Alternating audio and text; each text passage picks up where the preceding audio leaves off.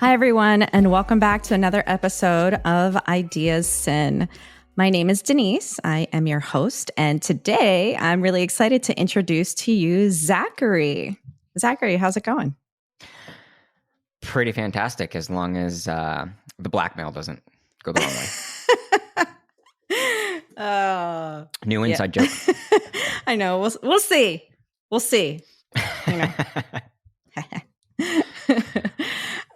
So you and I met at a public speaking event. And so what got you out there? What made you want to check that event out? Well, I mean, as far as the things that I think you find in your life, when you get courageous, that there's certain things that pull you, regardless of what exactly that purpose is. And I got to that event because I knew that I was personable. I had kind of learned that through my work and through my connections with people. And so it was just one of those testing things. It was, I had visions, and I still have visions of where I want to place myself in the world. And public speaking is one of those things that I think eventually is going to become a route, to speak about my writing, to speak about my philosophies and stuff like that.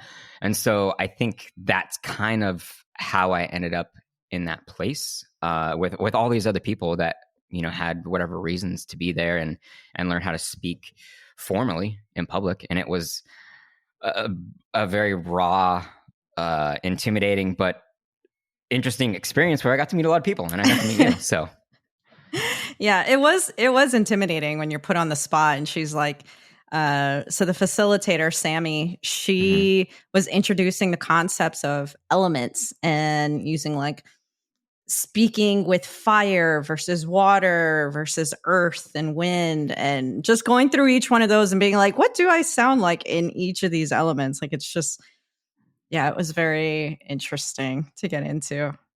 Yeah. Intimidating. Yeah. I mean, the thing about it, though, is that it kind of opens you up to the whole public speaking thing when she asks you to present yourself, when maybe it's not something you're used to.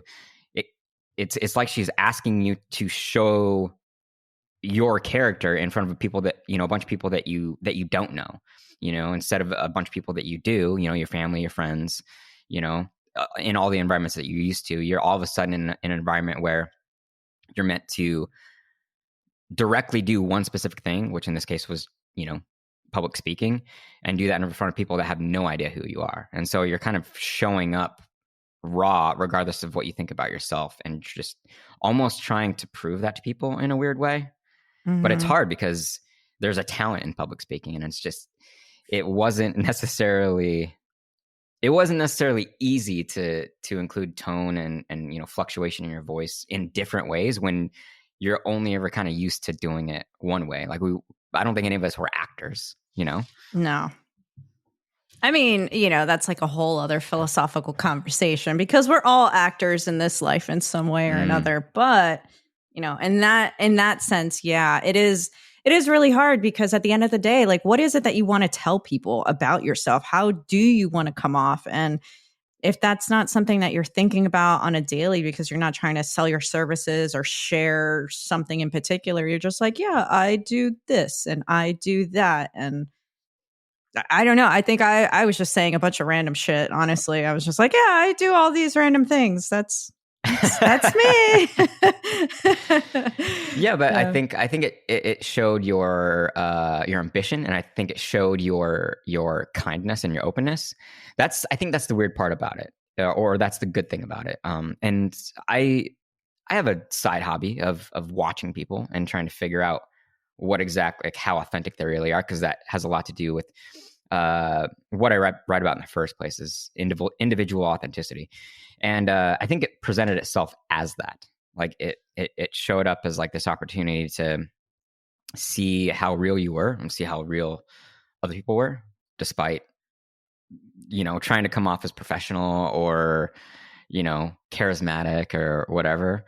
I think I'm charismatic until I'm around a circle and she's asking me to pump my fists and like speak with fire, and I have no idea what that means. You know what I mean? Yeah. No, I mean, I think we did pretty good, but it Yeah. also goes to show like the kind of environment that we're used to. So in that group, we had what, maybe 30 Probably. people? Yeah.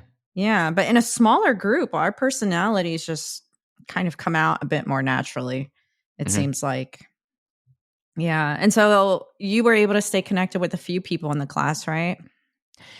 Yes. I mean, I've kind of come to terms with this in life itself. When you're kind of you're a extroverted person and you do like people, the way you handle those interactions kind of depends on your own insecurities and what and like your confidence in yourself. That's what I noticed is like as you internally transition from child to adult, you have to face these interactions, but you're also facing yourself at the same time.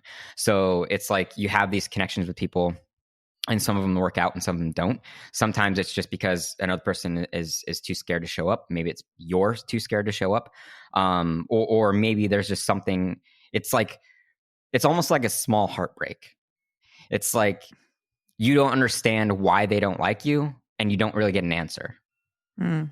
You know what I mean? And that's just how life is. Like, we shouldn't be learning to try to impress everybody. We should be learning to try put an impression on the people that matter and the people that, show relativity, that show a same character, that show a same parallel path in life and values and stuff like that to hold hands with as you kind of move along. You know what I mean? Yeah. So Yeah. yeah, I had a connect. Mostly, I've connected with you and one other, and I mean that's good enough for me. You take relationships as they are, and you allow them to end or expand as as naturally as you can. Yeah. And it's true. I mean, the more and more I put myself out there and do a lot of different activities and hobbies, the more I can connect with the right people. Like a lot of Mm-hmm. the times when you're initially starting off and you're putting yourself out there, you're just like, okay, let me be nice to everybody and this and that. But after a certain point, it's almost like you said, you learn to observe people and observe their actions, and you learn to almost like ask the right questions and feel people Mm-hmm. out a little more to see like, okay, are they really being genuine? Are they not? Like, how are they interacting with other people? And I've been able to like pick up like bullshit from people, and I'm like, oh, I Mm-hmm. don't like.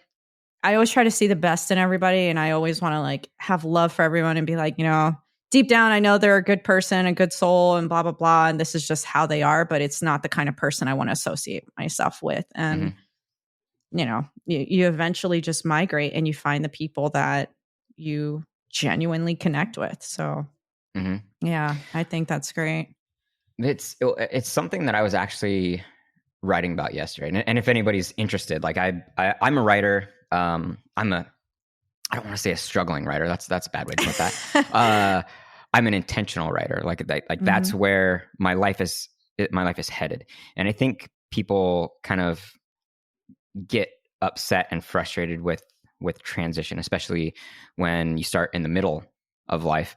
But as a writer, I really am obsessed, almost to the point I break myself mentally in half sometimes, trying to figure out the things about human thought and the human condition and human behavior, and trying to philosophize something that people can attach to, that can give them value and help them find out what individual meaning means in a world where elite people are trying to force a particular meaning upon everybody. And I honestly think that's where most people end up suffering, is because they can't tell themselves apart from community. They can't see where they fit in community because they're all being told to follow the same rules and to follow the same dream, unfortunately.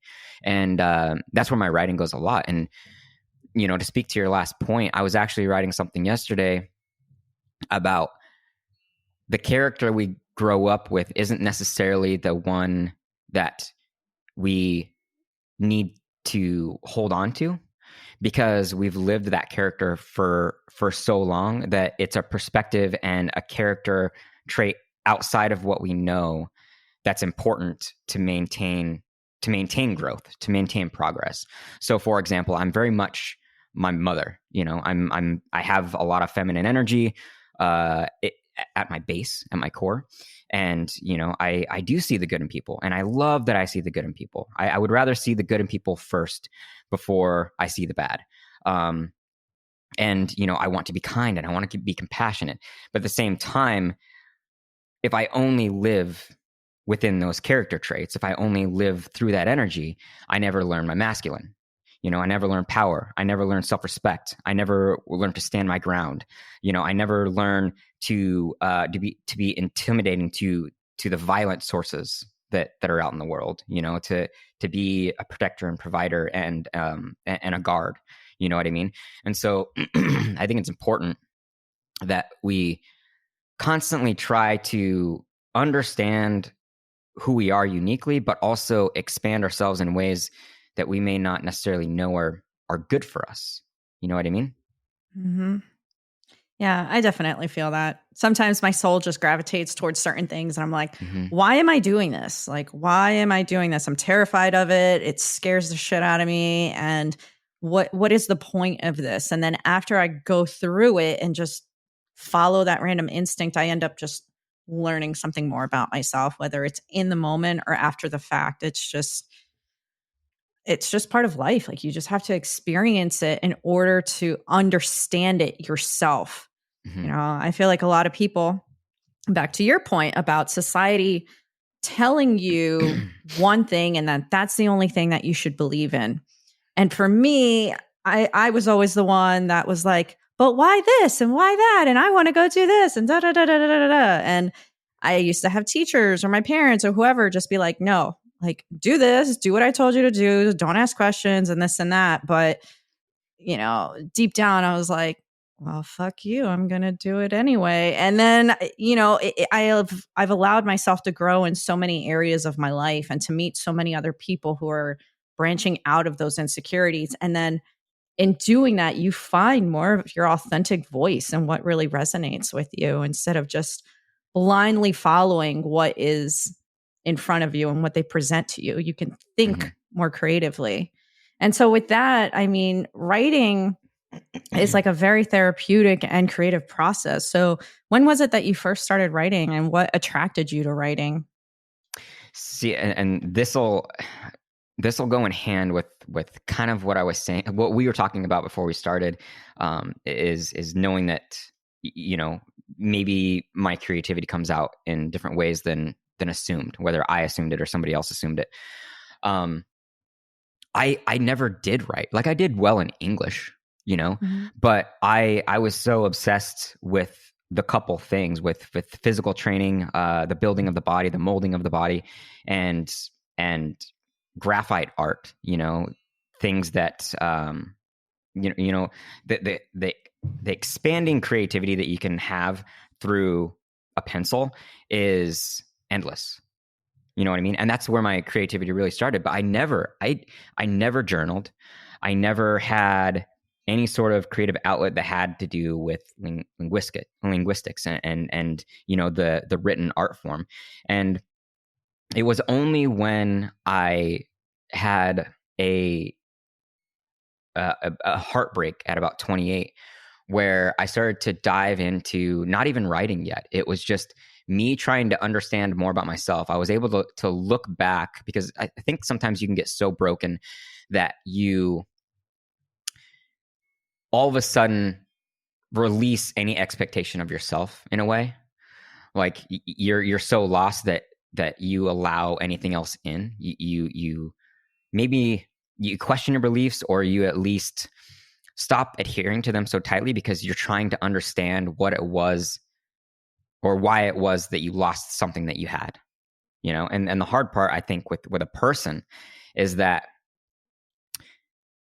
when relationships end, it's always two parties that are included. And when that one ended, I had to figure out what it was that I was doing wrong.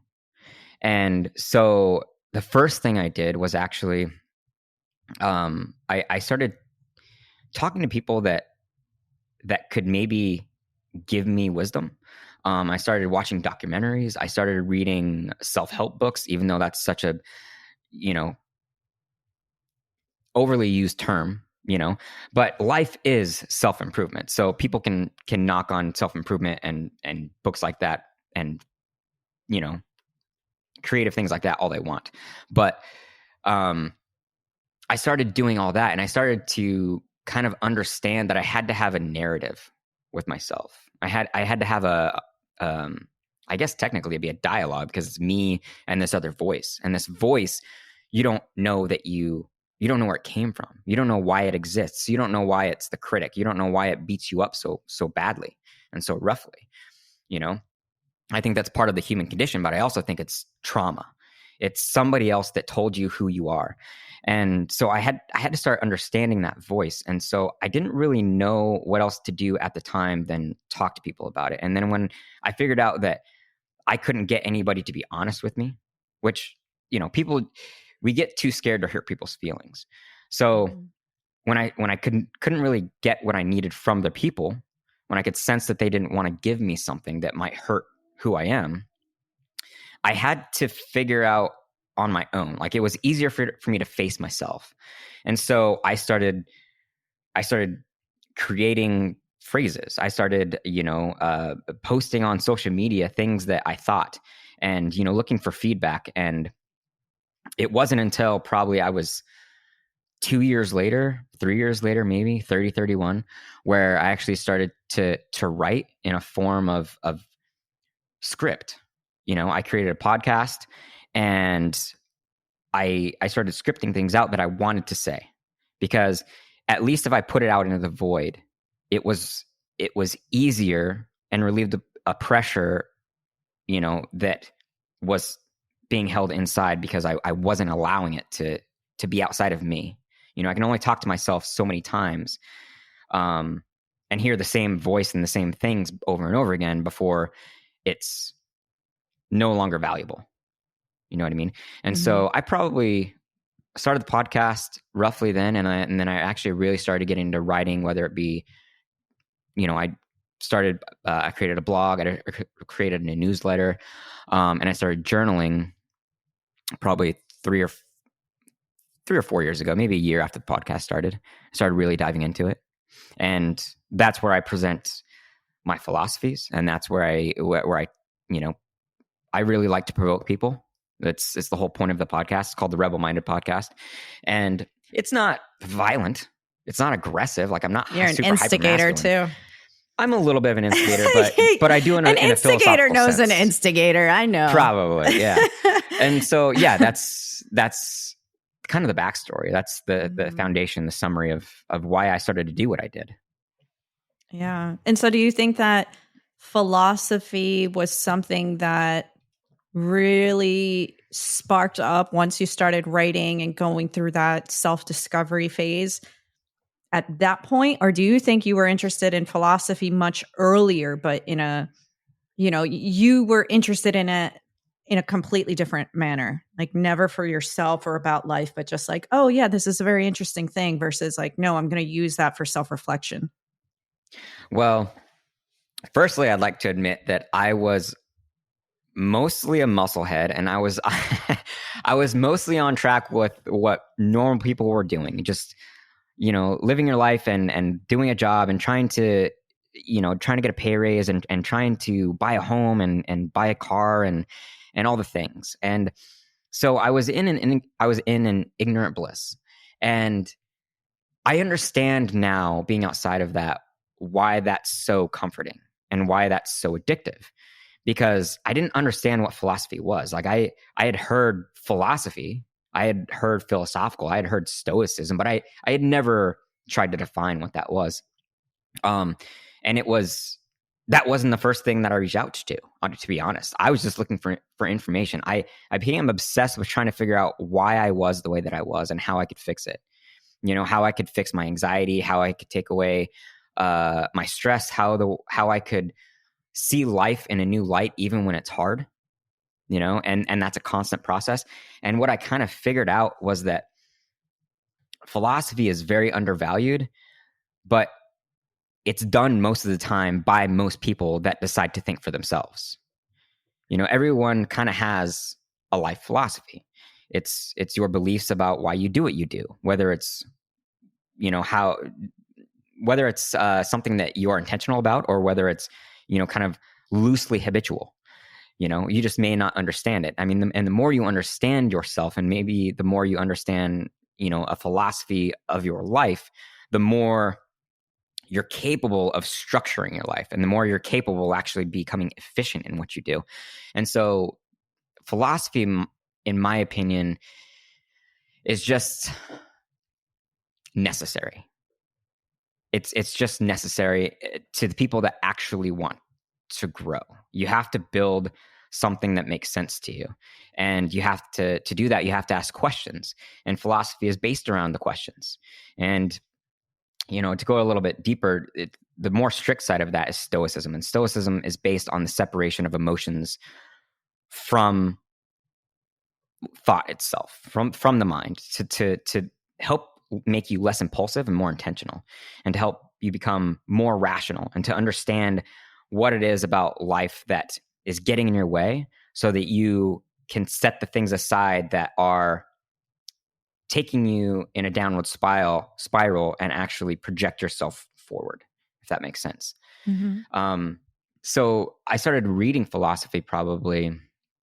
I attached myself to this guy, Ryan Holiday, and I've loosely followed him since then. I've got his books, and I've got all of the things, and there's a list of 100 books that I have to read,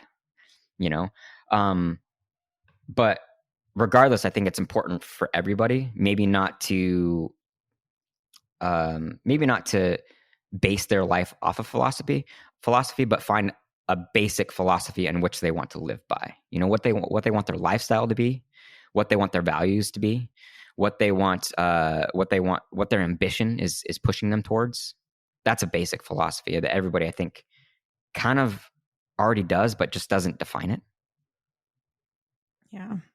I mean, and even just defining what a value is to a person. I know I had a difficulty with just being like, okay, but how do I even separate my goals and dreams from my values, or how do they tie in? And what are the false values that I have within myself that I need to cut out? Because I feel like I'm living by this way, but is it really doing well for me? Does having the big house with the big picket fence and, living that American dream really the way that I want to go? And even just destroying some of those, I guess, dreams or values around what I want my life to look forward, how I want it to look moving forward. Like there's a lot of that's like really hard for me to do, to be like, wow, I have to give up that perspective, because in reality, it is kind of like a Disney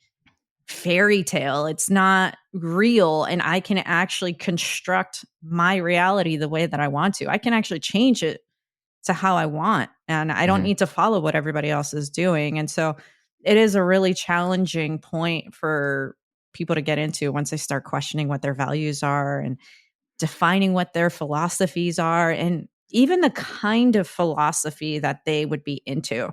Like I follow a little bit of Stoicism, and I've gone down the rabbit hole through a bunch of different philosophers, and I pick up bits and pieces here and there, and I take what resonates with me, and I'll take what challenges me as well. If I read something and I'm like, ooh, I don't know if I like that. It's like, okay, but why don't I like it? And then it's like you start going down that rabbit hole. But I mean, so when you start getting into philosophy, how had that influenced your previous life? So for example, you were into bodybuilding. Like that's a whole other thing. Like what even got you into that, and how did philosophy impact your journey in bodybuilding? Well, the crazy part is my body has transitioned so much between the ages of like 15 and now. 2 decades, and I've done amazing things. Physically, some things that I'm proud of, things that, because of the way that I am now I look back and I'm not just proud of myself, but impressed. Like, and what I think we all start at a basic idea of what life is about, and it's susceptible to naivety for sure. It goes back to that ignorant bliss idea. But bodybuilding was something that kind of saved me in a way, and so did powerlifting. That's the next sport that I got into, for two different reasons. But I was just obsessed. I knew that somehow, being the small structure that I am, I stand about 5'3". I think I graduated 138 pounds. And for some reason, it just made sense. And I think that that's something that people really need to pay attention to and need to attach to is when something makes sense, regardless of why it makes sense. I knew that I could expand myself. I knew that the body would grow. Do I know why at 15? I didn't know anything about nutrition. I didn't know anything about even physical training, really. I had just listened to my coaches, and I saw the results happen. And that's kind of like going back to what I was saying about having a philosophy about life and not even understanding what that is. I just knew that there was value and growth in this, even if it just was as basic and vain as, me finding a partner, somebody that was, if me becoming lustful was the idea. And I, there were so many things to it. Like, I did feel really good about myself. I was so obsessed. Like, I spent 6 days in the gym a week. I spent $150, $200 a month in supplements, most stuff that I didn't need. And, but through that process, I really learned the basics of training, the foundations of training. I learned basic nutrition, things that people just don't understand that I've never done it. And I didn't really understand what a philosophy based around something like physical training and the importance of physical training, what that really meant until I was in my 30s. It's that value system. It's knowing that the human condition is changed by the way that you use your biological self. That to be without that means that it's going to change your mentality. It's going to change your clarity. It's going to be very confusing without any sort of physical training. So I also push that. But I guess, what was the original question? Like, what was the basis of philosophy in bodybuilding, or what got me into bodybuilding? It was a combination of a bunch of things. Yeah. I figured I'd just wrap a bunch of shit up and you'd figure it out. But well, I rant a lot, but yeah, I mean, I think at a point we can kind of narrow it down to trying to figure out why we think what we do, and being able to not just reject the things that disturb us and the things that we don't agree with and the things that we're uncomfortable with. I think that's the basis of philosophy. When it comes to something like physical training, say bodybuilding or powerlifting or something like that, you learn that there's things that you don't want to do, whether it be because you're insecure about it. Maybe you think that it's something that you don't need. Bodybuilding itself is all about symmetry, and powerlifting is all about getting the body to work as one piece. And so if you don't have balance in either one of those sports, then you're lacking, and you can't be the most ideal competitor in that sense, because you're unable to see the things that you don't like about training, and you can't get yourself to do them anyways, because you don't like them, just because they're uncomfortable. And I think that's the greatest part about the values of those competition style types of training is you find yourself being resilient, and you find yourself pushing yourself through things that must be done in order to be the best version. Does that make sense? Mm-hmm. Do you think that that's overflowed into other areas of your life? Like, for example, with writing, like, do you think that the fact that you have trained so much in powerlifting and weight training, that it's that resilience, that continuity in action and building that habit, do you think that that's helped you translate that over into your writing to continue to build a habit into doing it frequently versus just being like, I'll just write every once in a while? Yes, for sure. But I won't tell people that it was easy, because you become the best at something when you've done it repeatedly for years. You know, they have that 10,000 hour rule. You know, it's maybe not when you necessarily perfect it, but it's, you've done it well enough that you know what's necessary to do that thing. And, you know, if I was bodybuilding all the way through my 20s, 6 days a week, 2 hours in the gym, that time racks up insanely fast. And the only problem that I had, and, you know, this, I could have an obscure, you know, sense of this just because, you know, it's very easy to look out in social media and see how everyone else does things flawlessly. But every time I've transitioned into something new, I've struggled hard. I've got a tendency to freeze and basically proverbially how do you say that word? Proverbially. Proverbially. I know what you're saying. Metaphorically, to curl up in a corner and just and just freeze. That's happened every time I've transitioned. But the thing that's gotten me up and moving is the very fact that knowing repetition is what gains momentum, and it is the thing that builds your confidence, and it is the thing that makes you what it is that you're stating that you are. So, you know, I'm a writer as soon as I decide to write. It doesn't matter whether I've had a book or not. It doesn't matter whether I was actually, you know, if I was actually on a powerlifting platform or not. Like, once you do the action, that's what you become. But you become more of that thing when you do it more repeatedly. And to do it more repeatedly, you have to also do it when you don't want to do it. Mm-hmm. Because you're trying to attain something. You're trying to put value not just into your own life, but you're trying to put value out into the world. Something that all of us have to consider when we choose a lifestyle, when we choose a direction. We have to really make sense of what value means to us and whether it's going to include other people or not. And I think in every way, when we start directing ourselves towards something that we're curious about or passionate about, we eventually do create some sort of product or service naturally that is valuable to other people. And that's how we stay a part of the tribe, in my opinion.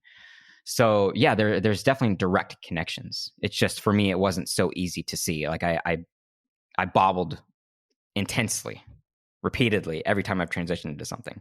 And I just think it's important for people to know that, because I think that there's people that are going to go through that same thing.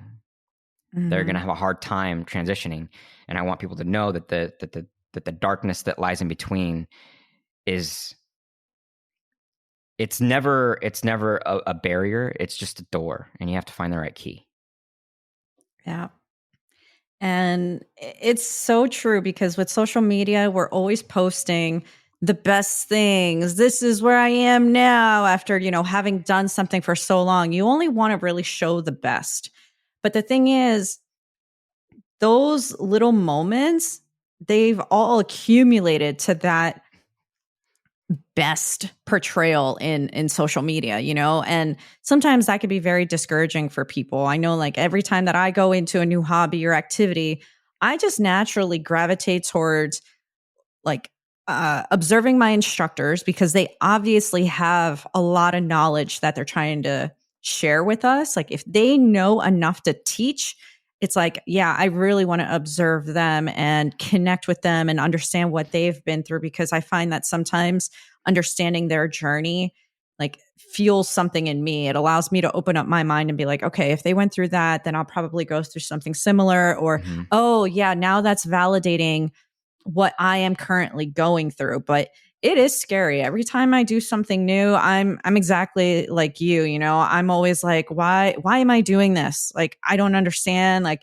man, like I don't compare to these people. And I don't know that I'll ever be at their level, and I look like an idiot doing this or that. And I mean, even on this podcast, like you see me, I can barely talk sometimes or make sentences, but I'm still doing it. At the end of the day, It's like, whatever, who cares? But there's something about it that it's like, you just have to stick to it, and you just have to keep taking one step after the other, regardless of how you're feeling that day.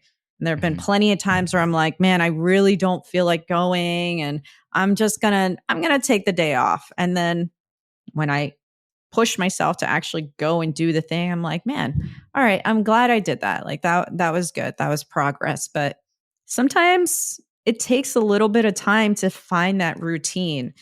I think that's the other thing for me too, is I'll get excited and I'll want to dive into something right away, and I'll jump in the water. And then I'm like, okay, I got to get out a little bit. And then I kind of ease myself back into it. And then I'll go in and out. And then until I find a better flow, it's like, okay, yes, I know I'm going to struggle with this, or I got to focus on that, but it's going to be okay. I feel like I'm all right. But I don't think a lot of people realize that when they're making transitions. I think they feel like they have to be perfect the first go around, or it's not meant to be, so to speak. Exactly that. I really do think it's exactly that, because I would say that I'm the most insecure person that I know. Obviously, I can't be in the minds of other people, but I'm more insecure than anybody I know. I berate myself so much for so many things, and I think that that one of the biggest things that people need to understand, I mean, I don't know who said it, but it's one of those super cliche popular quotes, is like, comparison is the thief of joy. And it definitely makes sense, because when you turn your head away from comparison, when you look to your past and just realize that you're better than you were last week, and you're better than your day before, or even if you weren't, even if you've fallen off, the comparison is that you learned a lesson there. And people think that lessons come in these big, expansive explosions, all at once. And then all of a sudden, you're free, but it's not. Lessons beat you over and over and over again, until it hurts enough that you actually gain some sort of action, or you gain some sort of momentum. And I think the really hard part about the human experience and us having connection to everyone so easily is that one of my favorite people in the world, his name's Jordan Peterson. A lot of people have heard about him. A lot of people have opinions about him, but he basically says in his books that life is suffering. In one of his books, particular, 12 Rules for Life, and it's very true. It's just that people want to reject that because it sounds so nihilistic. It sounds very, very painful. But the truth about that, in my opinion, is that life is suffering because that's the only way to get to meaning. That's the only way to actually get to value. The subjective view that we've put ourselves in is that efficiency and what's the right word here I'm looking for? When you get things basically right away, like convenience. When you get those things, people are starting to attach themselves to impulse. They're attaching themselves to the dopamine bump. Like you're psychologically, chemically having reactions of dopamine because of all of these things, be it our food, be it our social media, whatever it is that's going on in life, even the terror style things, the tyrannical things that are going on in the world. Like it creates some sort of emotion that, is impulsive. And that's kind of how the world has become. But if all of us could shut off social media for a week and like just have the conversations with ourselves and the people that are closest to us, I think we'd realize how much anxiety we'd really have to let go of. And I think we'd realize how important it is to focus on a problem, because the best part of life is getting through it. Not running away from it. Like hedonism is something that bothers me, to a great extent. And, I think it's when we take anything to an extreme that it becomes a problem. It becomes an ideology, and it becomes void of perspective. and it becomes this thing that makes you an ignorant human to anybody else that lies outside your belief. And we get tribal, and we attach ourselves to this dichotomous thinking rather than understanding that it's a spectrum. But life is suffering is it doesn't get more true than that. It's, I don't know, it's a motivation to me to figure out how to suffer less with some sort of purpose, with some sort of idea of how you want to live your life beyond the consumerist style of things. If you can get past having value just in what money can buy you, then you can find value in things that make your heart feel good, that make you feel connected to other people, that make you love and provide compassion and understanding and support for what really matters, which is other people. And do you think you're doing that on your podcast? Most of the time, no. Just because How? I think, this is me being critical. We were talking earlier about the version of myself that needs to be more masculine. My podcast is my chance to practice that. That's why I titled it the way that I did. And that's why, I've defined it as, this ability to provoke people, because not only do I think it's important to get us to actually have debate, healthy debate, and actually learn how to question, but it's also important for me because I'm trying to embrace a style of character that I'm not used to. I'm trying to push myself in a way that makes sense. But because that's not who I am starting from childhood, that also means that it feels super uncomfortable and it feels gross and it feels like I'm hurting people's feelings. When, I've had a couple people come to me honestly and say like, bro, like you're not even trying hard. Like nobody's pissed off, don't worry about it. But despite the title of my podcast, I want people to be rebel-minded individuals. That's the whole idea, is to get people to think for themselves, to question themselves, to provoke themselves, and figure out who they are. Because I think a strong individual creates a strong society, creates a strong global system. Mm-hmm. And has anybody come to you and suggested that you do your podcast in a different way? And how much so that's question number one. And then two is, how much has your listeners really influenced the way that you do your podcast? Because, once you start diving into these artistic forms of expression, some people, they end up, it's like a lot of musicians nowadays. Like I love connecting to musicians when they're kind of in the underground and they have their style. And then as soon as they get signed by some major record label, they start going very poppy and generic and things like that. So, I mean, has the way that you presented your podcast changed in any way because of what listeners have said to you or what they maybe have requested of you? Yeah, I do try to listen, and I also I'll be a hypocrite because I also reject, because I'm like, this is my fucking podcast. Don't tell me how to do it. This is mine. Yeah. But I also think that it's important to have those, to constantly ask for feedback, to see where you reject things, to see where you agree with things, to see where you might have a confirmation bias. Because what you're trying to do is find relativity. You're trying to find your community. And I'm at roughly 136 episodes now. So it's still pretty new, but what people have told me has showed me that I have to find even more of an authentic expression than I felt like that I already had. Really? I think because of like social media, we try to be so perfect in how we do everything that we're afraid to be authentic and to ask questions and to be insecure and all these things, because we want we want to go from 0 to 100. We want people to notice, and we think that formality, and we think the professionalism, even though they are great things, we expect to have them dialed in like that, and it just doesn't work that way. And my podcast has changed a lot, and I've floundered a lot with my podcast. So I've tried to figure out, is this more about me? Is this more about having a conversation with myself, or is this more about other people?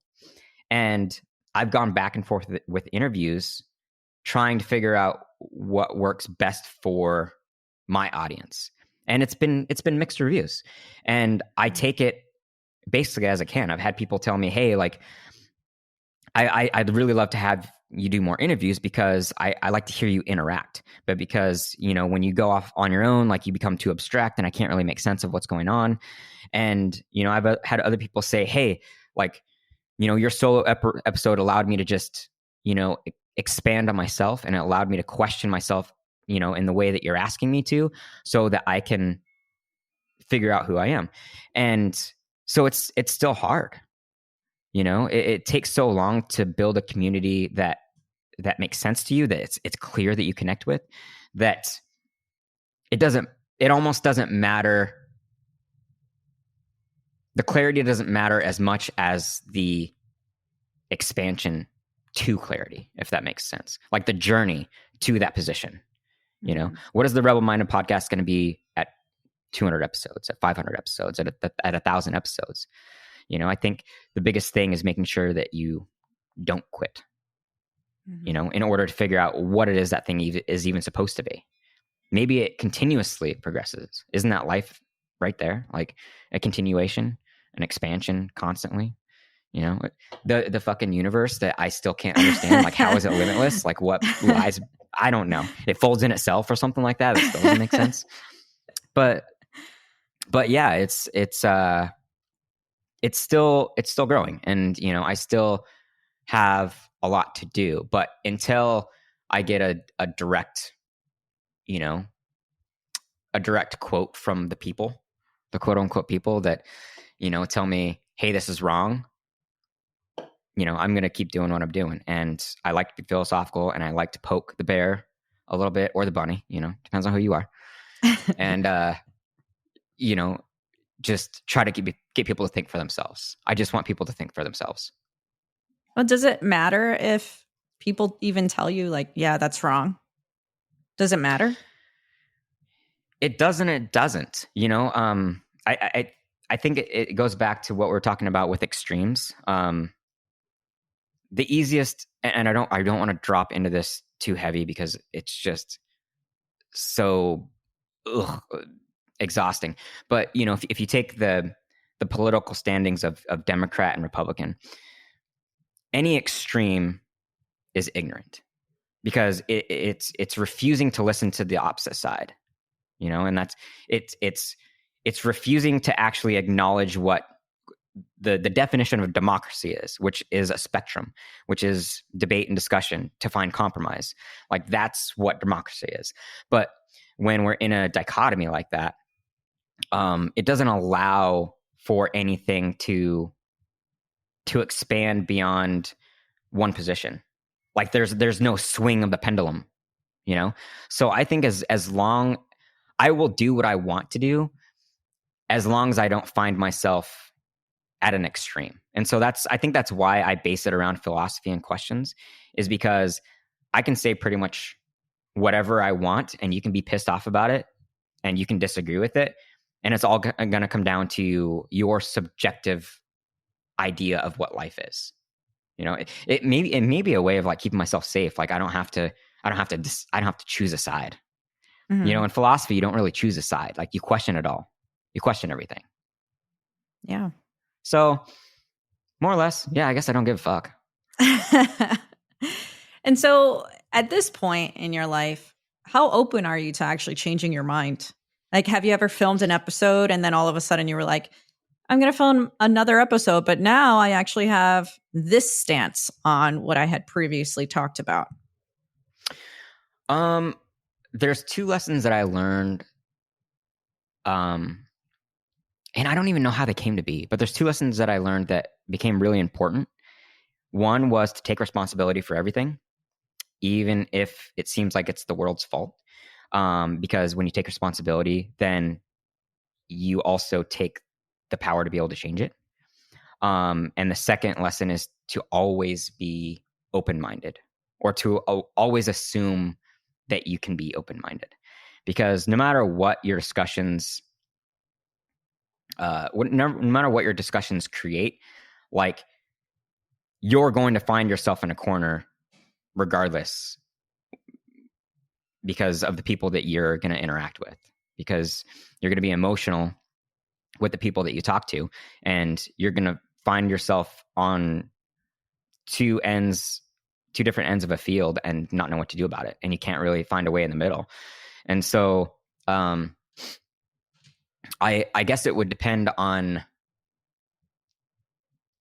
whether I'm willing to find myself on a dichotomous situation. If I find myself in an extreme, if somebody can pin me down and show me that I'm too one-sided, then I think I'll listen. But I'm pretty fucking stubborn. I'm pretty obnoxious. Maybe that's what we have to change. Maybe. I mean, you tell me right now. You if you see me being, but that's the best part about being open-minded, is like, you want people to call you out because you figure out that those are the people that you want to be around. You want people to be that honest with you. And so how do you draw the line between honesty and just criticism? Ooh. Like, for you, how do you define that? Like, is this person actually being honest, or are they just criticizing me because of whatever ulterior motives they may have? I think what I found, especially because I'll listen to myself, is, I mean, there's the term constructive criticism, right? The thing that we're supposed to seek, that we're supposed to look for. But I think if there's a negative criticism, and knowing the difference between that criticism and honesty, I think it really comes down to how emotional somebody is when they're giving it to you. How sure they are that you're fucked up.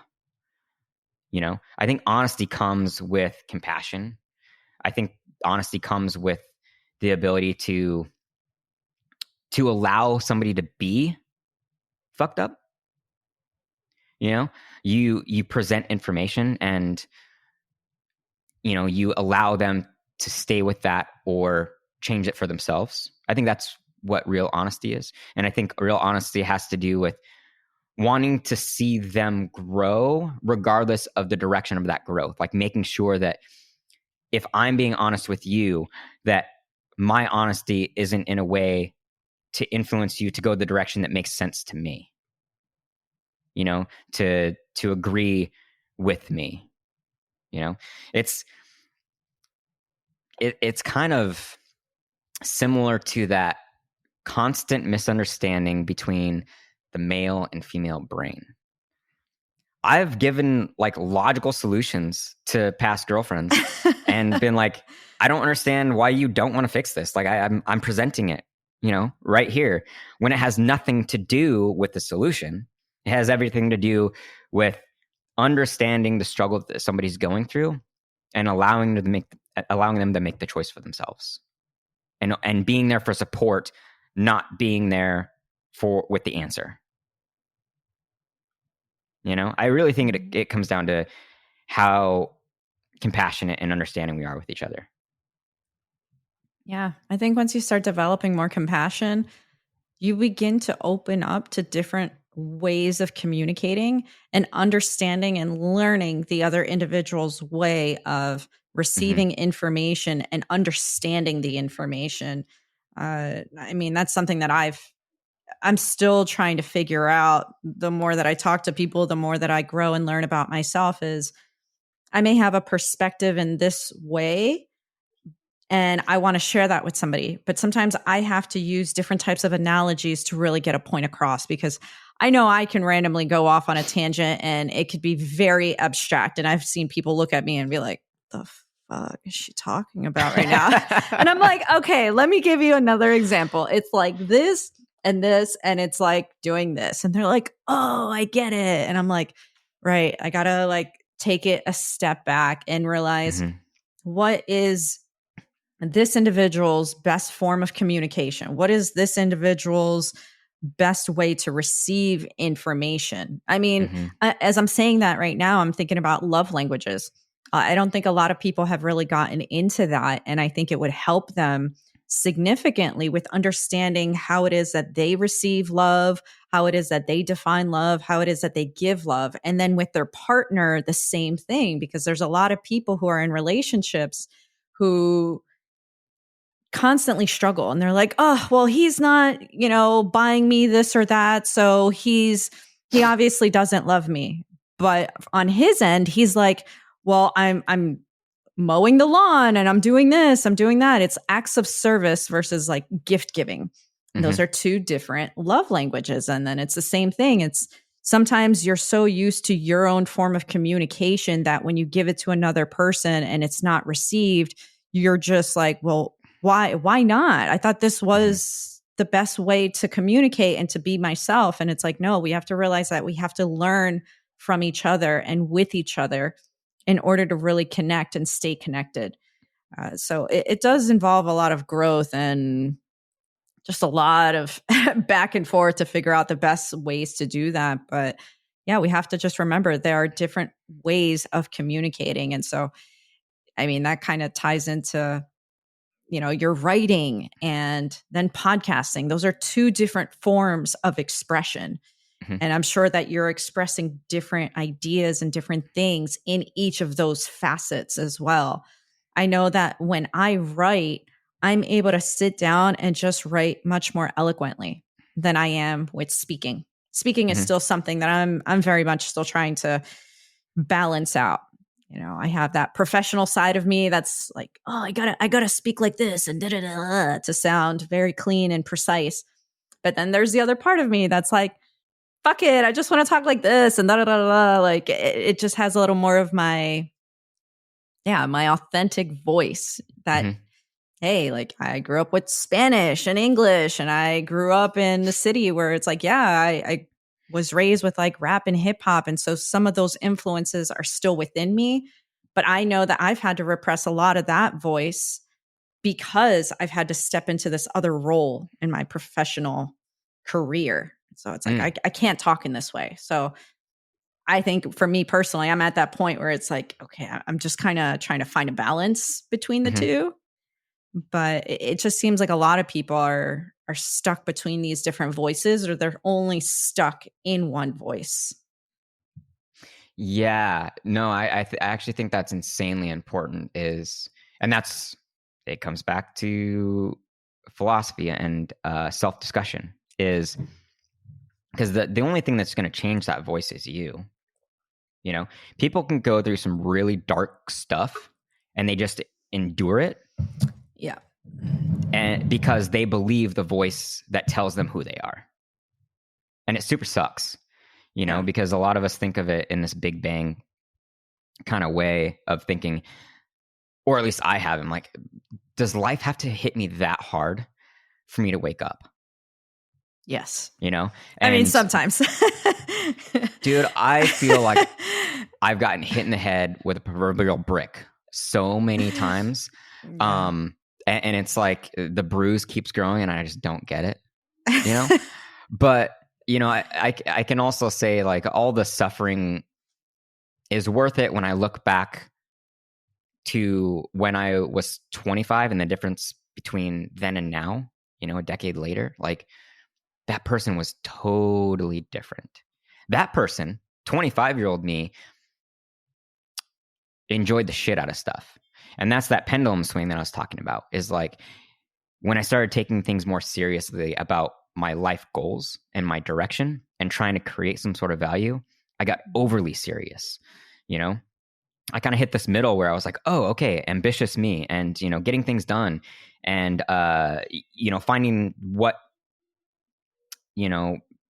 little things don't matter and including the things that do.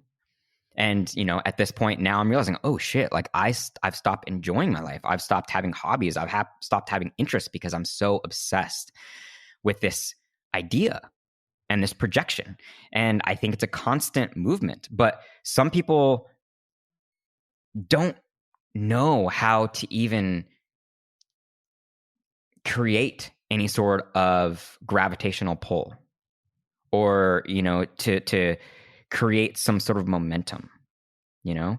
And it can get really hard because it's so intimidating. And when you decide to adventure out into your life, I think that it's not figuring out what it is that you want to do with your life that's hard. It's figuring out how to be resilient enough to find it. You know, to be able to really endure it, because it includes a lot of isolation. It includes a lot of darkness. It includes a lot of doubt. It includes a lot of questioning about identity. And it's so easy to get caught up in the people that we've grown up with and the things that we've grown up doing, that as adults, it's like the most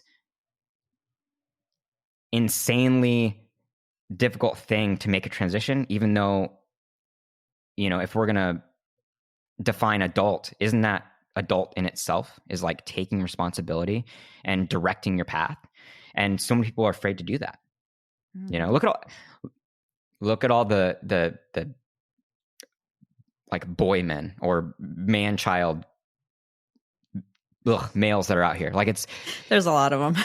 There's a lot of them. Well, it definitely, like, in certain industries and things like that. And yeah, I've seen them. I mean, but there's we can't talk shit on the men, like the women. Oh, I'm a man, so I can for sure. But I mean, like, we all have growing to do. It's everybody. Yes. Yeah. In our own ways. I mean, and that was really interesting because I think I was doing like a solo recording, or I might have done like a little vlog video. I like to just record myself when I have ideas on my phone.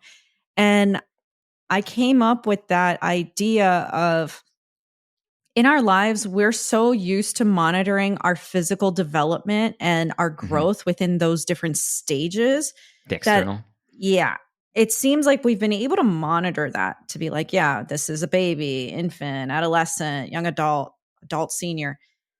But the emotional and the spiritual sides haven't been able to keep up in that regard. It seems like because nobody has really mastered how to deal with emotions or integrating spirituality and growth and connection and healing and all of that at an earlier stage, so many people are stunted in their emotional growth and their spiritual growth that it's almost like not until they get into like their senior era, or maybe even into late adulthood, that all of a sudden it's like their emotional levels just hop up and try to catch up. And at that point, that's why everybody's having like midlife crises, and they're like, yeah, I used to be like this when I was younger, and and all of a sudden they are able to let go.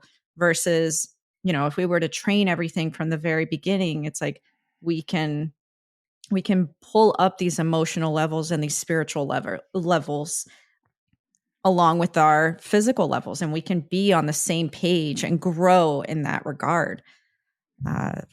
It's really interesting to see, but I feel like a lot of people are still kind of struggling with that. I mean, same here. Like, I'm not saying I'm there yet, but it's just really interesting to see how our past and traumas can really stunt certain areas of our growth. Well, it's something that I kind of have a theory on, because I think that, I mean, emotions are part of us regardless. And the way that I define feelings is it's the cross section between emotions and thoughts. And that's how we feel about our lives. But you're right. You know, if we don't learn any sort of emotional intelligence, the thing that is primally, like, biologically part of us, then it will get us to sway in whatever direction they want. And whatever emotions that you grew up with feeling the most are probably going to be the emotions that you live your life by. You know, all of us would want for it to be joy. You know, that doesn't happen very often. You know, a lot of times we have feelings that come out violently, or that come out in anger, or that come out in sadness and sorrow. You know, and it shows up in our actions. And I think that I agree with you. Like it would make such a difference if we learned emotional intelligence, and we learn insecurities, and we learn self-development at an age when they're highest, so that we can learn what to do with those things and how to rationalize life and project ourselves in a direction that actually matters. You know, the people that I'm most jealous of in life, or that I love, that I love who they are, but I'm jealous of, are the people that found some sort of path that they were so obsessed with that no one could sway them. You know, out of all the people that do something that they don't want to do and try to fake it, and follow money in order to make them feel okay, you know, food or toys or whatever it is about life, you know, I don't think that there's one NFL player or track star or soccer player that lives their life fake because they don't actually love what they do, you know, or some sort of creative, you know, some sort of artist, some sort of intellectual, some sort of scientist. These people don't get into things because they're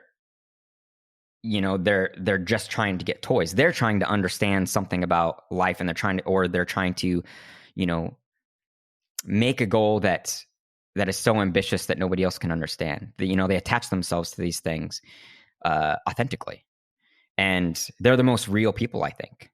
You know, the people that don't take no for an answer, and the people that won't let anyone or anything stand in their way. And it doesn't mean that they're perfect. It doesn't mean that they're highly, you know, the most emotionally intelligent or anything. But I think that individuals are so gifted. And I think that it's a combination of genetics and nurturing that creates your soul. And your soul, to me, is what you want to do with your life. It's telling you, it's whispering to you what it wants you to pursue, you know? And the hard thing is answering it, is understanding it, and actually taking action to follow it and do it correctly, you know? But if we had a way to teach young people about all these things that matter internally, maybe they wouldn't attach themselves so obnoxiously to the external, you know, and know that the external is just a byproduct of the internal progress. Mm-hmm. Yeah. I mean, I think our entire school system just needs a total revamp, honestly, in what it is that we're teaching. There's so many, individuals that are completely stunted in what they could be because the educational system has failed them. And I feel like I can say the educational system has failed more people than not. And there are going to be some people who are like, well, my education system didn't fail me. Well, it's like, well, congratulations. But majority of the people in the world, unfortunately, the education system fails. And I think like we need to just incorporate more life skills within the educational system. Like, yeah, you can learn all these facts and all this stuff, but where you have to understand creativity, you know, critical thinking, you have to allow for abstract thinking, you have to allow for people to understand their bodies like completely. I think that's another huge disconnect, and why there's so many issues with health and nutrition, because we're not even taught about our own bodies properly and how to maintain that. And a lot of the times people are shunned or told to be quiet about certain things because it's like, oh, no, don't talk about that. Within the system. Exactly. And it's just like, no, don't talk about that. You know what? Like, just be quiet about it. And so people are not going to open up and be like, hey, I have this question about my body, or I have this question about my health and this and that, until it gets to a point where it's too late. And now they're stuck on medications, or it's grown into some type of debilitating disease.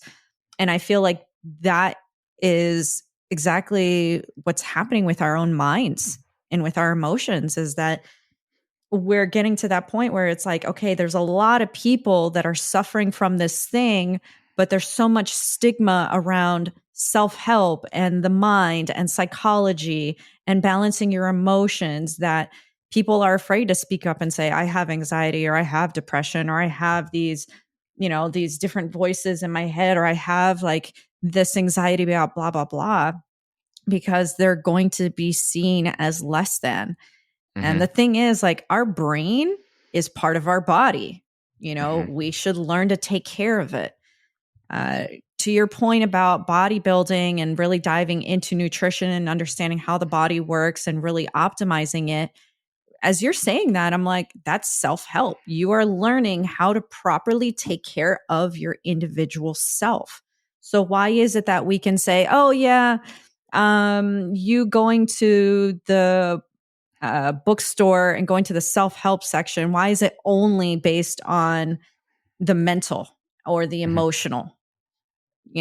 Nutrition, working out, expanding on other facets of who we are. It's all self-help. Like, it's all like personal development and self-discovery. We are helping ourselves. So why should we have a stigma against just our mind and our brain? Our brain is literally a part of our body.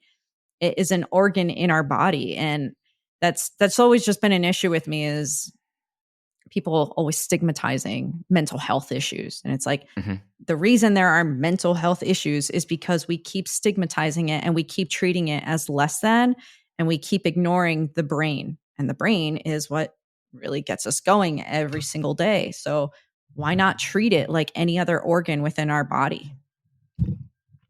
No, I completely agree. And to start where you started, the education system, I see it as very limiting, because it's only I'm going to make a rough abstract percent that's not even statistics. So don't attach yourself to this, but it's okay. Like, the education system is so limiting that it's probably only providing for 10% of the kids that go through it, because it only bases education off of one type of intelligence. And there's multiple intelligences, by the way. And there's a book that talks about 7 different types of intelligence. But what I mean is that, the education system is structured for industry, and it gives us a basis to start with, but it doesn't actually educate anybody in creativity or uniqueness or any of these different 7 types of intelligence. And so the education itself may be some sort of basic foundation, but it's also lacking, quite a bit. And the 10% that actually get anything from it are the people that we definitely need structured, logical education systems for, doctors, engineers, scientists. Like, those people need to have education based off of our historical failures and successes to understand how their jobs work. Like, I'm not going to go to a doctor that's been operating on lizards and cats his whole life and never actually got a medical degree to put me back together. Like, that's just not going to happen. Like, you go to a doctor that's got a PhD or, like a doctorate, whatever. I'm horrible with the steps of education, but yeah, it only works for a small amount of people, and it just kind of super sucks. Yeah. I mean, and that's what's so important about creating community and then just following. I mean, that's the whole reason I wanted to do this podcast, is to just get people to think and to hear other people's stories and to say like, oh, I resonate with that person's story, or they went through something that I went through, or maybe something that's said kind of wakes them up a little bit. And they're like, oh, that hit me. That kind of like, that made me uncomfortable. Why? Why is that making me uncomfortable? Oh shit, because that is my reality right now. So what am I going to do about it? And for them to realize that, hey, you don't have to be a celebrity to make big moves or changes in your life. I think it's great that we can connect with celebrities and hear their stories and this and that, but so many of us are disconnected from that. we need to realize that, hey, there's a lot of people that are just on the same page as us, that are on the same level as us, and they are taking the steps to, better themselves and to break out of the darkness that they're in. And, it just, I always tell people, like, you're not alone in your life. Like, you're not alone in your journey. You're not alone in your suffering. It may feel like that because you're in a dark place and you can't find the light. Even though you're looking, there's darkness all around you. But guess what? There's other people that are also in the dark. And it's just that we're so encapsulated in where we are that we've completely muted everybody else. And we're not just being like, Caw, is anybody else in here? Anybody else around? Anybody else kind of struggling with this? So yeah, we're not alone, like I've been through those really dark places in life, moments where I've even questioned life multiple times, and like I've put action to some of that, and luckily that voice, that soul inside me was like, no, like drew the line and got me out of that. But it's very hard when you're in there. And so I hope that anybody that's listening and going through that experience right now, just keep holding on. Just take it one more day. And there will be a light. There is a light. I promise. It's you got to lift your head up. You got to lift your head up and look around. Start moving around. Well, the darkness is a thing that just is unavoidable, and it's crazy how dark darkness can get. But the inspirational thing about it is that everyone that's alive has a soul that wants to do something, or else they would have given up already. Even if people are doing things that they don't want to do, the only reason they continue to do them is because they have hope. People that are in jobs that they don't like, that's the biggest thing right there. People are just suffering through trying to understand, how to find happiness. And the only reason they're capable of continuing to do that is because they have hope. It may be an abstract hope. It may be a hope that they don't understand, but the soul keeps you going. It's looking for something to come out of the woodwork. And my problem from childhood was I knew that I had something. I was, people, were talking to me when people had, gave me props about certain things. And I had some sort of spark of a belief, but I assumed that the world would find me. And so I left it up to the world to act on what I had not created for myself, And the shitty part is that I think that's how a lot of people feel when they don't know where they want to go, is they just hope that somebody will see them, and someone will see, their value. Someone will see their gifts. But the whole part of action and inclusion and presentation of yourself out in the world is you defining what that is and giving people the chance to see you, regardless of how big your audience is, And so I think the sickness in a social sense, why there's so many people kind of quote unquote in that middle where they don't know what to do with themselves, it is just because that they haven't been able to figure themselves out yet. And they haven't given themselves the opportunity to try anything because it's super fucking scary. But that's the spark. That's the soul. Everyone has it, or else they would have given up a long time ago. It's just everybody has. The human flaw is corruption and power, or absolute power, whatever that term is. And I know, right? How do you define you've had a veil that? put over your eyes. Yeah. But the crazy part is, like, as an individual person, you have so much power to rip that thing to the side, you know, and to find your way through, because no one can actually trick you more than you trick yourself, if that makes sense. Mm-hmm. You know, so once you start to expand and once you start to decide things, it doesn't mean it's going to be easy, and doesn't mean that you're going to gain everything that you ever wanted, but you'll gain power, and you'll gain ability, and you'll take control of your life. And that's kind of how I see people. Like, that goes back to that whole mother connection that I have, is like, she sees a purity in people, and she sees a soul in everyone. And I think that she passed that on to me, and that's the hope that I have for humanity right there. Yeah. And we need more people to tap into that hope, because there's like a fine line between hope and hopelessness. Yes, there is. And helplessness. Actually, that's another one too, because I know I'm like, I teeter on that a lot. I see a lot of the things that are wrong in society and a lot of the different areas that need help. And sometimes it's just like, where do I even start? You know, like I could go over here, I could go over here, but then I would drive myself crazy. And a lot of people don't realize that, yeah, you know, that, again, kind of cliche to say it, but it's like, look in the mirror. Michael Jackson said it, like, look in the mirror, you know, start with yourself.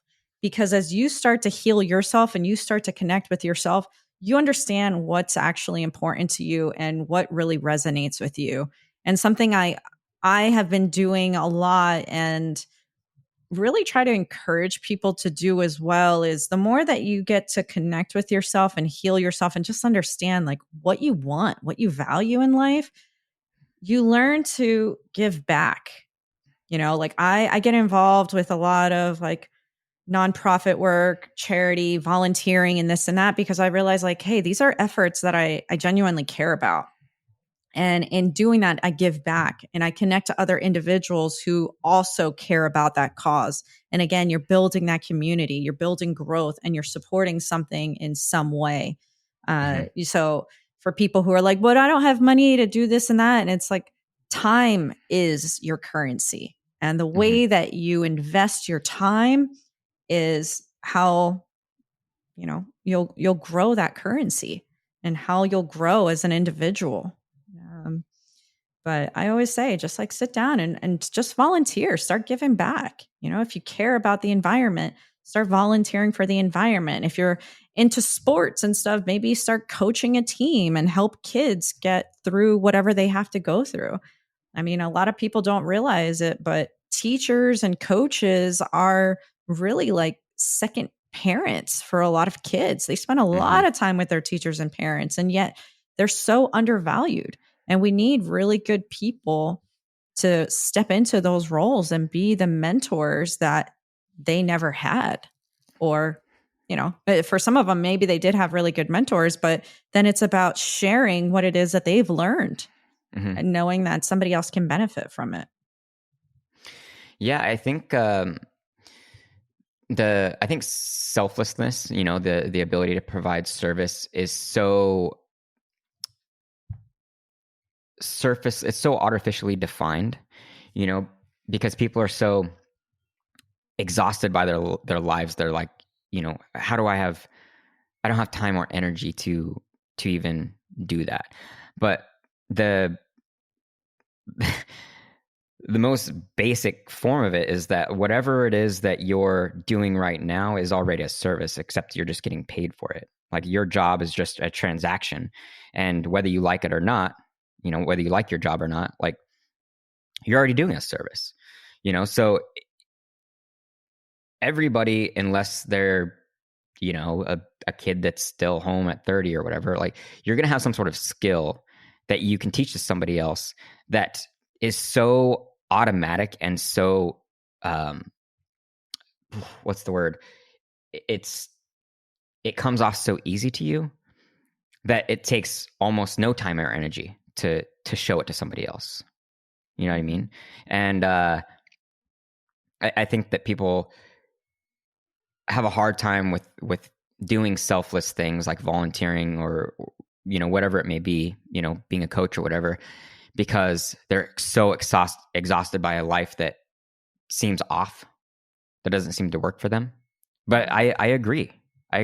It's service can come in the form of doing the most simple thing in one patient present moment. Opening a door, see somebody drop their wallet, you pick it up and you take it to them. Like, don't take their cash. Yeah, don't take their cash. If you got a soul. But service can come in such small increments that I think what you're saying rings very true. It's just we get so caught up in ourselves and not being able to even do more than we can for ourselves because life's so exhausting that doing anything of service just seems too big, too impossible. Yeah. But if you can get yourself to do it just once, you share chemical responses with people. It's the dopamine, it's the serotonin, and that's what makes you feel valuable right there, is when you do those little things for the people. Maybe you don't coach a team, maybe you don't have enough time for that, but maybe you have time to volunteer at an event on a weekend. Yeah. And you feel valuable. Yeah. That's service. Yeah. And a lot of it just starts with yourself too. Like your point, a lot of people are like, well, I don't have time for this and this and that's and that. And I know that I went through periods of that back and forth of like, yeah, but but then I started looking at my life and I started saying, well, what do I spend my time actually doing? And back in the day, I used to go and I would party every night. Oh, not every night, but like on the weekends. Like, like I was always out. You're going to give too much away there, Denise. I know I've tamed myself, I guess. But I started looking at all of the behaviors and it's like, all right, well, I'm watching Netflix for however many hours per day. And I'm staying up late this many hours a night. Like, what am I actually doing? I'm spending this amount of time on social media. Like, I start really looking at all of the different things in my life. And I start realizing like, man, is that really what how I want to spend my time? And as soon as you start saying, okay, no, like I can cut this out, it's like you start giving yourself time back. And then that's when you can start saying, okay, well, I'm not going to stay up as late anymore because I want to actually get 7 to 8 hours of sleep. And I was definitely one of those people where in one phase of my life, I only really got like 15, 20 hours of sleep in a week because I was God. Yeah, it was a really bad time. It was a phase. It was a phase, luckily behind me. And like I was just so sleep deprived and so miserable all the time. And then eventually I started changing certain little things bit by bit. And it opened me up to a lot of other things. And eventually I was able to integrate more things that brought me happiness. Because that's the other thing. You don't have to jump into service right away. I think a lot of it is also exploring the things that you actually like to do. Okay, I'm going to try this a little bit. No, I don't really like that. Okay, I'll try that.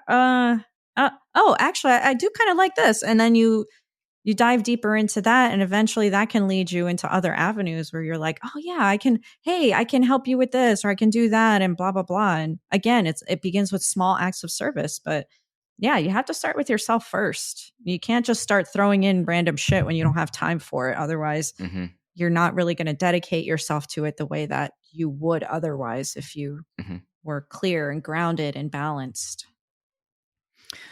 Yeah, one of my earliest articles was, if I went back to read it, I'd probably be mad at myself. But it was knowing the difference or the importance of selfishness over selflessness. And the reason I put that out there is because we get to define how any word that, lays in the dictionary, and so people automatically put a negative connotation on selfish. You know what I mean? But to take care of yourself, to have self-love and to have self-care, you do have to be selfish. You do have to make time for yourself. And in doing that for yourself, I think that's what creates selflessness. You know, if I hadn't put, to your point, if I hadn't put so much time into powerlifting and learning what it takes to initiate the body all at once, to recruit every muscle fiber for one single lift at max capacity and the max capacity of my body, I would have never found this almost hobby of helping other people perform powerlifting and do it correctly. And it's because I wanted to do it. You know, I would take time away out of my own day and my own training to help somebody that was struggling. Because a lot of times, you know, the trainers will only talk to you when, you know, you're paid, or, you know, when they're paid to work with you. And, you know, most other people in a gym are just doing their own thing. And so a lot of individuals that don't know training that deeply step into a gym and are highly intimidated, especially an athlete style gym where it's filled with bodybuilders and filled with powerlifters and filled with, you know, bikini competitors. That can be really hard for people. And I made it my job to speak up to people, to just help them a little bit. And if they didn't want anything past that, I'm okay with it. But I had to speak up because I was in the same position, and it super sucks to be in that position. And that became a service that, you know, wasn't hard for me at all. Like, I was already there, you know, and people appreciate just being talked to and being encouraged and being supported. Yeah. You know?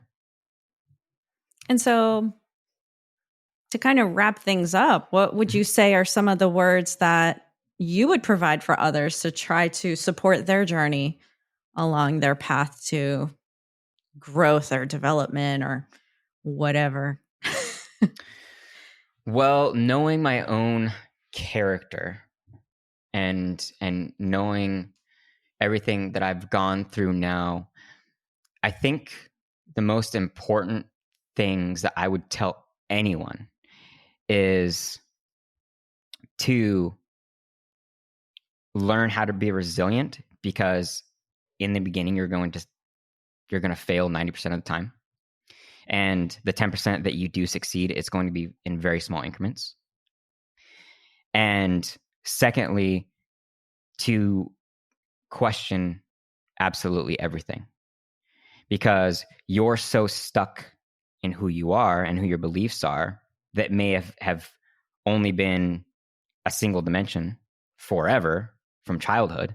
Maybe it's based off trauma. Maybe it's based off, you know, whatever difficult life experiences is. The more open-minded you are and the more you question everything, the more you expand, the wiser you become when you can come from a neutral position. So the biggest things that have helped me and the biggest things that I would tell anybody is to learn how to be resilient, not just seeking success, but being resilient against failure and questioning the fuck out of everything, being open-minded. Mm-hmm. And that's actually something that you'll never stop doing. Just questioning. Just ask questions. Like it's a basic skill for the rest of your life. Yeah. Philosophy itself is not meant to answer anything. It's to question all of it. You know, it's never ending. You know, that's why philosophy is so valuable. That's why it works. Yeah. And so people can follow you on The Rebel Minded, and they'll probably get some more insight into these types of questions and ideas that you play with as well, right? Yes, of course. If anybody wants to find me, I have a podcast called The Rebel Minded Podcast. You can find me on Substack at therebelminded.substack.com, and you can find me on Medium, where you can find all of my blogs and articles. I create a lot of similar content across all three of those, and it's where I do my best work, if you can call it that. That's awesome. Yes. So I'll add all of that into the description. So please feel free to check out his work. I've listened to some of the podcasts and I've really enjoyed it, but I'm also a nerd like that too. So I'm like, oh yeah, that makes sense, man.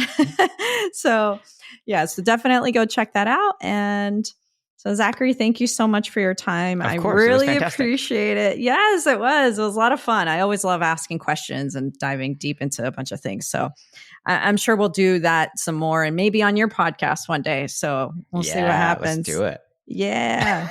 All right. And to everybody out there listening, thank you so much for your time. I hope you got something out of this. And if not, then I don't know, you weren't listening hard enough, but it's fine. All right. All right. Well, have a good one, everybody. Thanks so much. Peace.